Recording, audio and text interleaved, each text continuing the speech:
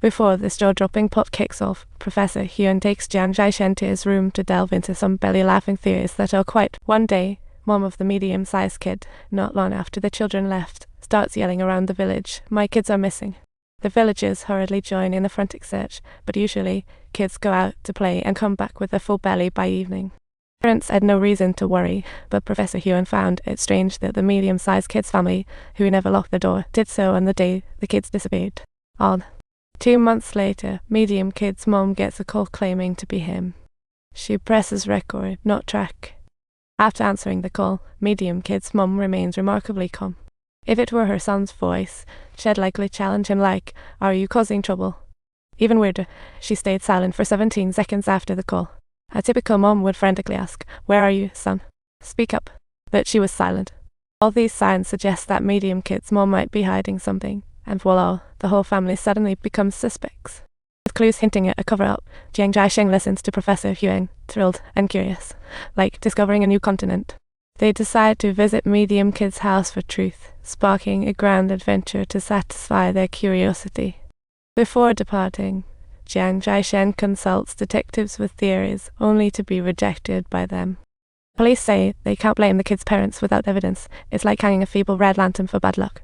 Nonetheless, Jiang Zhaishen's determination doesn't waver, and he heads to medium kid's house with Professor Huang. Once they step inside, they instantly feel that something is off about the atmosphere here. They walk a bit more carefully and even make a little noise. Yet, nobody comes out to greet them. Instead, medium kid's mom is busy all alone, making them want to shout, "We're right here, you know."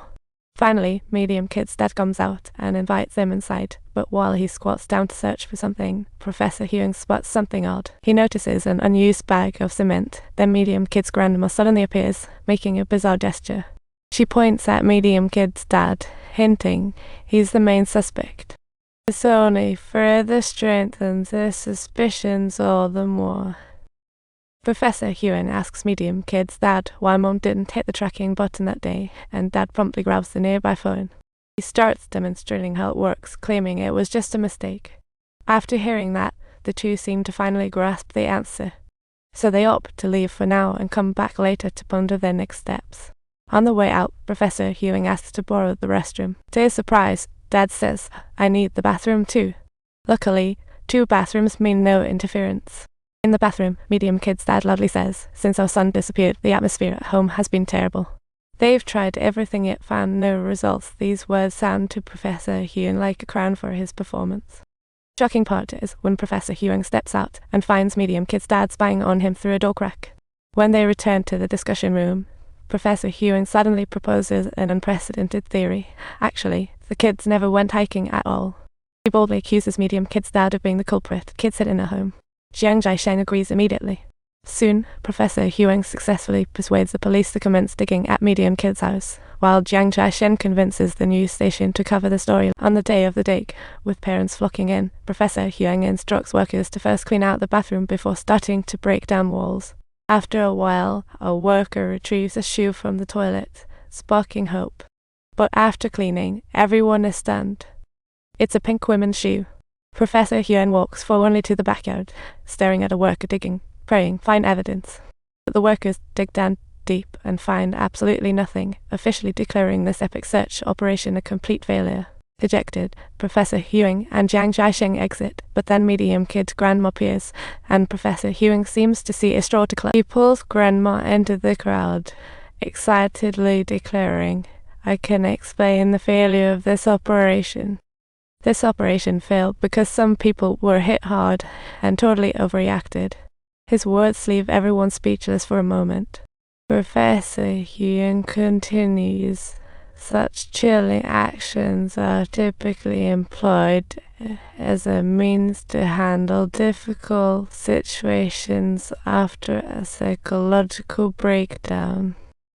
This undoubtedly infuses the atmosphere with even more unease and tension."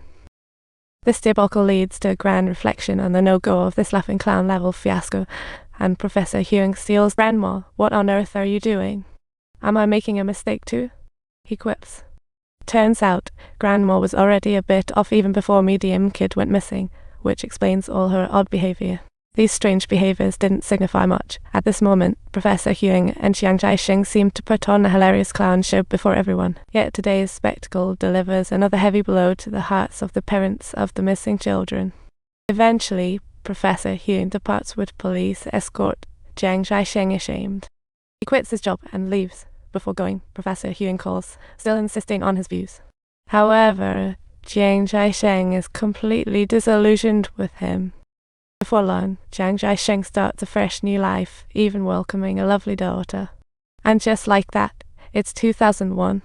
Medium kid's dad passes away from cancer, and it's been exactly 10 years since the kids went missing. He's no longer around. Not long after Medium kid's dad's passing, a storm brews over the billiard hall. After the downpour, two hikers working out in the mountains stumble upon a skull. If you enjoyed this story, make sure to hit that subscribe button for our channel. Don't miss any updates.